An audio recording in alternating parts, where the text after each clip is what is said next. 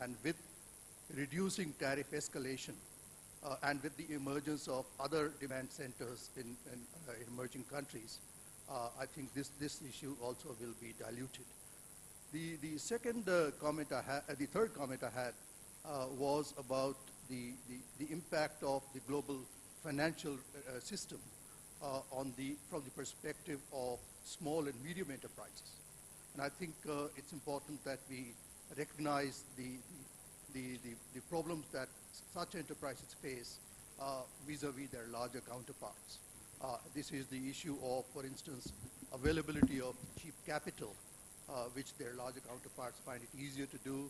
There are entire issues of trade finance, backing credit, etc. And there is the entire issue of managing currency risks, which the smaller enterprises find it more difficult to manage. I think it's important that entities like the ITC give some more attention to these aspects. Thanks. Thank you very much. In the front here, and then is there anyone in the back? Okay. I'm Archana Bhatnagar from India. I run a small enterprise manufacturing green cleaning and sanitizing products, and I work for women entrepreneurship, being president of the Association for Women Entrepreneurs. My question to you, Dr. Pankaj, is related basically with the background of small and medium enterprises. Now, small and medium enterprises, as we are aware, form the backbone of the Indian industry. I think your last slide regarding the sources of value was very interesting. Now, in that you pointed out that companies need to look beyond what typically a small-scale or medium-scale industry would call turnovers and cutting costs. When you said about values, you know, and add values and decreasing costs. So we would relate it to turnovers and cost cuttings. Now, it's very difficult for a medium enterprise or a small scale to grow with keeping globally all the 4 parameters that you pointed out in the last slide. I would like to hear from you, what would you like to emphasize as engines for growth for MSME or an SME to be in the global place and to have international trade with that absolute vision for growth with sustainability? Thank you. Back of the room there, and then I'll come over here, and then Ambassador, I'll come to you. Thank you. My name's Shukriya Bowman. I represent the Pacific Islands Forum Secretariat. We have 14 small island states in the Pacific that are part of our membership. We have 4 trade commissions in Sydney, Auckland, Tokyo and Beijing. And we represent the 14 Forum Island countries on the international stage. My question to you is, as small island states, our countries suffer the tyranny of distance, they suffer small scale, they suffer very limited capacity to trade, and it makes it very difficult for them to achieve any of the items that you listed, Professor, as the adding value from trade. My question to all of you is, how can we work most effectively with small island states to help them benefit from global trade? They're among the most globalised in the world because they depend so dramatically on external trade, and yet they have a lot of trouble benefiting. So I would welcome your views on improving the benefits to small island states. I'm going to take a couple of questions before I ask you to come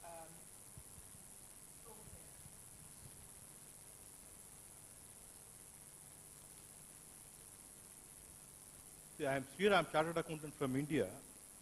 See, there is job destruction in one place and job creation in another place.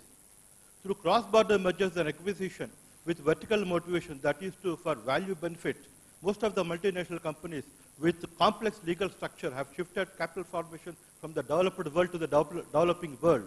That is to say, labor and raw material origin countries with a vision to trade from these countries, LRMOC to developed world. In the process, they destroyed employment in the developed world. That means job losses were generated. In the process, suppose we want to, a product is made $25 in developed world. It could be made in $2.5 or $3. So most of the MNCs have shifted their capital formation from the developed world to the developing world, the purpose of trading from these countries to this world. In the process, there was a herd behavior.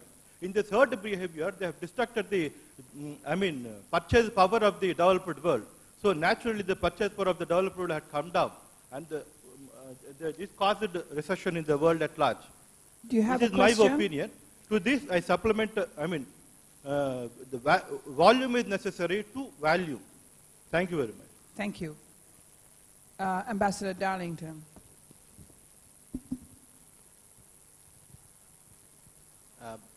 Thank you very much. I want to firstly appreciate the expose that has been given by Professor.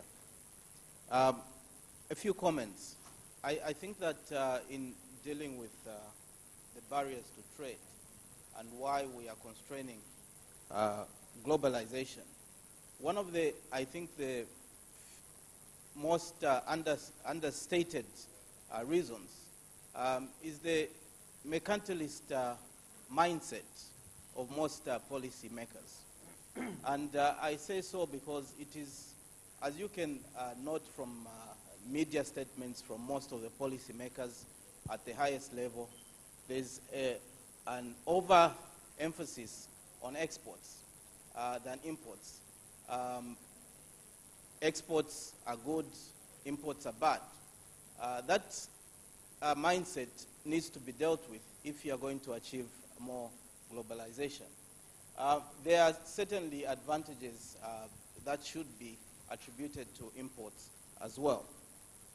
Now, the other barriers that you've talked about in terms of language, of course, some of these issues like language can be dealt with by trade experts in terms of, in terms of standards and labeling issues and so forth.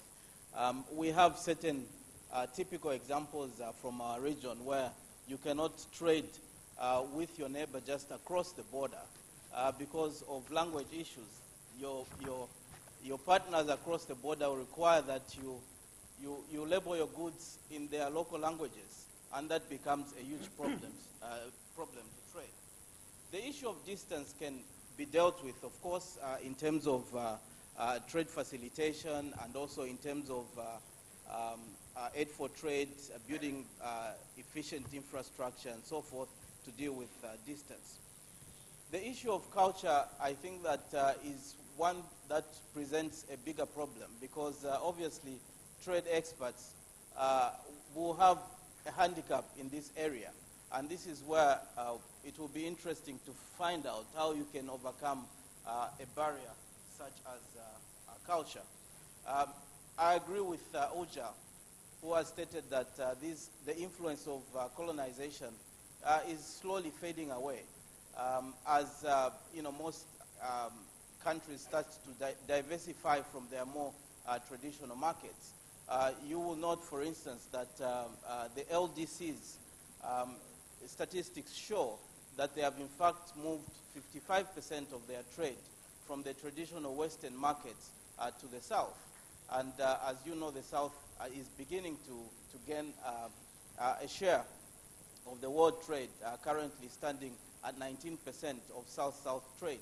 So this is becoming more and more significant. So the colonization effect is slowly going to fade away. I thank you. Professor, quite a handful of questions to come back to. Would you prefer to sit or go to the... Why don't I stay here? Well, I've more been, in the spirit of learning, I've more been taking notes than formulating responses, but let me try and respond very quickly because I know time's marching on. And my first comment is, I think all of you have been very kind with me, so I mostly just want to align with the comments or provide a slightly different perspective rather than argue with any of the comments. Just to take them in the order in which they were delivered, Dr. Supachai's focus on heterogeneity, I strongly endorse. Most of my work is focused, and this is why I started with the 3 pictures of the world that I did. Most of my work is focused on the idea that if there weren't differences, the whole problem that we faced would be trivial. And so differences aren't something expungible